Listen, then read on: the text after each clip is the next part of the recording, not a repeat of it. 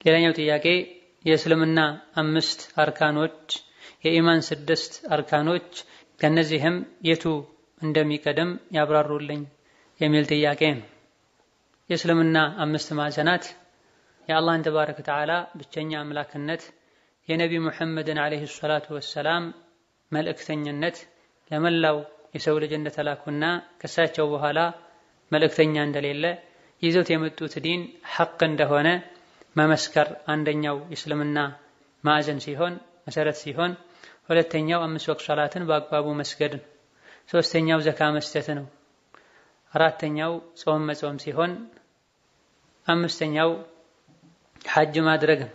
የኢማን አርካኖችን ወይም ማዕዘኖችን በተመለከተ በአላህ ተባረከ ወተዓላ ትክክለኛውን ኢማን ማመን፣ በመላእክቶችና በመጽሐፍት ማመን፣ በመጨረሻው ቀን ማመን፣ በመልእክተኞች በሩሱሎች ማመንና በቀዷእና በቀደር ማመን።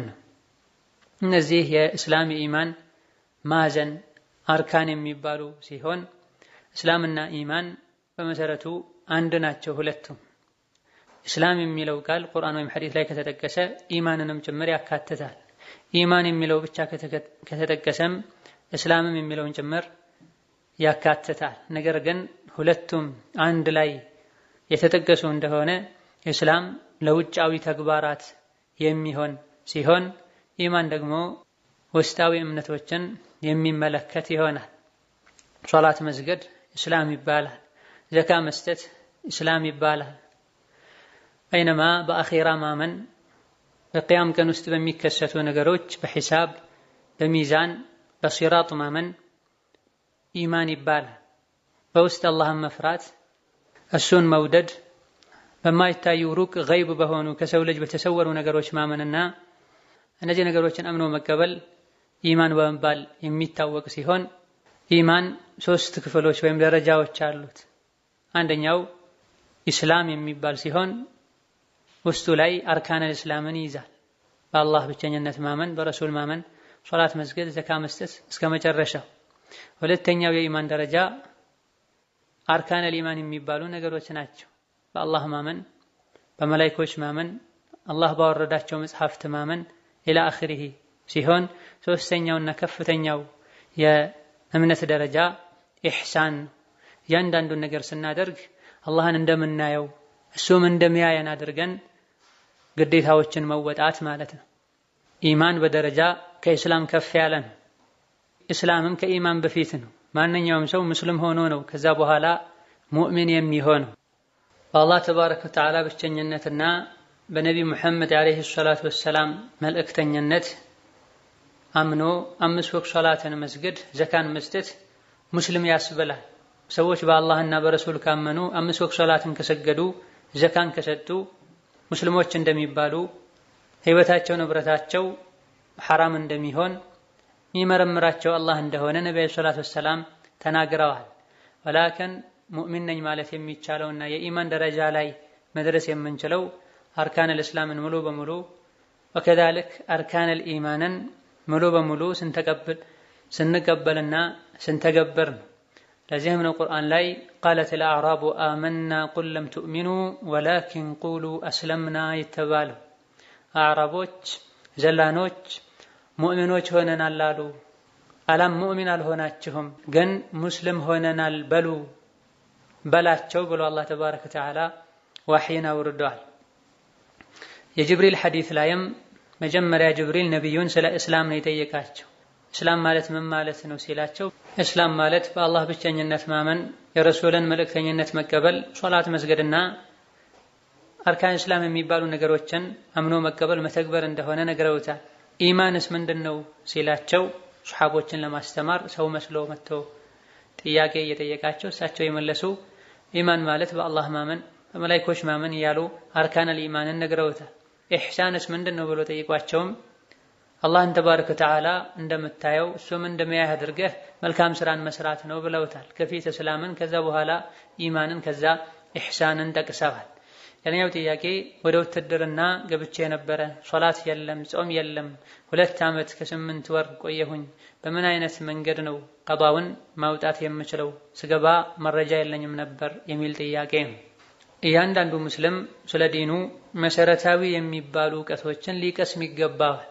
ሙስሊም መሆን ማለት ስምን ብቻ አብደላህ ሙሐመድ ማድረግ ማለት አይደለም።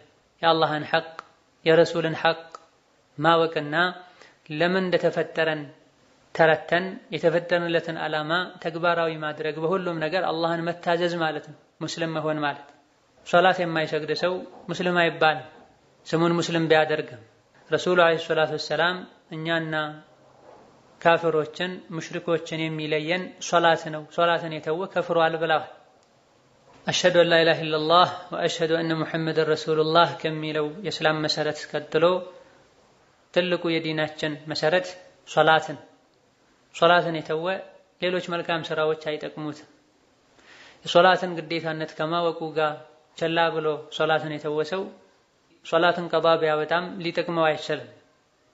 ከዛ በኋላ ተጸጽቶ ከተመለሰና እስልምናን ከተቀበለ እንዳድስ ተውበት ካደረገ ተውበት ማድረጉና እንዳድስ መስለሙ ያለፈውን የሶላት መተውን ወንጀል ያሰርዝለታል። በየትኛውም ሁኔታ ሶላት መተው የለበትም። ሶላትን ለመተው ምንም አይነት ዑድርም የለም የሰው ልጅ ረስቶ ካልሆነ በስተቀር ወይም ደግሞ ተነስቶ ለመስገድ ከመወሰኑ ጋር ከአቅም በላይ የሆነ እንቅልፍ ጥሎት ካልሆነ በስተቀር በእነዚህ ሁለት ሁኔታዎች ላይ ያለፈውን ሶላት ቀዷ ማውጣት እንደሚችል ሁሉም ዑለሞች ተስማምተዋል። ረስቶ አሊያ ደግሞ ሳያስብ በድንገት እንቅልፍ ወስዶት አሊያ ደግሞ እነሳለሁ ብሎ ተዘጋጅቶ በቂውን ጥንቃቄ አድርጎ ከመተኛቱ ጋር በእንቅልፍ ሶላት ያለፈው ሰው ወቅቱ ቢያልፈም ቀዷ ማውጣት እንደሚችል ሁሉም ዑለሞች ተስማምተዋል። ነገር ግን እያወቀ ሶላትን የተወሰው ቀዷ ያወጣል ማውጣት ይችላል አይችልም በዑለሞች መሃል ኺላፍ አለበት። አብዛኞቹ የተረሳን በእንቅልፍ ያሳለፉትን ቀዷ ማውጣት የሚቻል ከሆነ ሆን ብሎ የተዉትን ማውጣቱ ይበልጥ ይቻላል፣ ይበልጥ አስፈላጊ ነው ያሉበት ሁኔታ አለ። ኢብኑ ተይሚያን ጨምሮ የተወሰኑ የዲን ሊቃውንቶች ሶላት ወቅቱ ካለፈ በኋላ ቀዷ አይወጣም፣ ያንዳንዱ ሶላት በወቅት የተገደበ ነው። ማንኛውም ሰው በየትኛውም ጊዜ ሐጅ አያደርግም። ሐጅ አልፎኛል ብሎ የሐጅ ወር ከተጠናቀቀ በኋላ ሐጅ እንደማይደረገው ሁሉ ሶላት ወቅቱ ካለፈ በኋላ ቀዷ አይወጣም። ቀዷ ማውጣት እንደሚቻል የተነገረው በእንቅልፍ ወይም በመርሳት ላሳለፈ ሰው ብቻና ብቻ ነው። በመሆኑም ሆን ብሎ ሶላትን የተወሰው ቀዷ ማውጣት አይጠበቅበትም፣ ቢያወጣም ተቀባይነት አይኖረውም። ያጠፋውን ጥፋት ኸይር ስራ በማብዛት ሱና ሶላት በማብዛት ሊክሰው ይገባል የሚል አቋም ያላቸው የተወሰኑ ዑለሞች አሉ። 2 ዓመት ከ8 ወር ሶላትን ቀዷ ማውጣት በተወሰነ መልኩ ሊከብድ ይችላል። እንደዚሁ ደግሞ ቢያወጡትም ወቅቱ ስላለፈ ተቀባይነት የለውም የሚሉ የተወሰኑ ዑለሞች አሉ።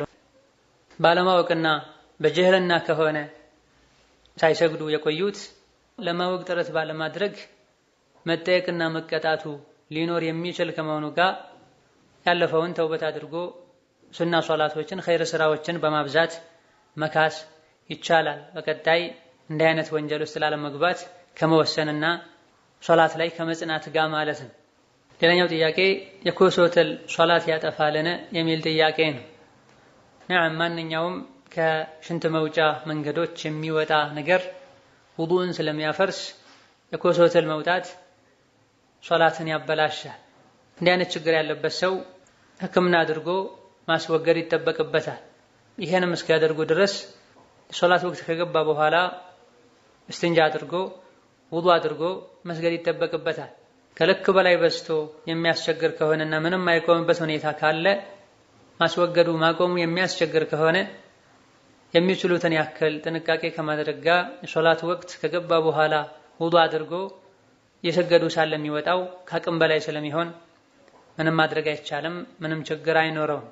ነገር ግን ክፍተት ካለው ማስወገድ የሚቻል ከሆነ የሰገዱ ሳለ ከወጣ አሊያ ደግሞ ውዱእ አድርገው ተዘጋጅተው ወደ ሶላት የሄዱ ሳለ ከወጣ ውዱእን ስለሚያፈርስ ድጋሚ የሶላት ሸርጥ የሆነውን ጠሃራን አስተካክለው መስገዱ ግዴታ ይሆናል።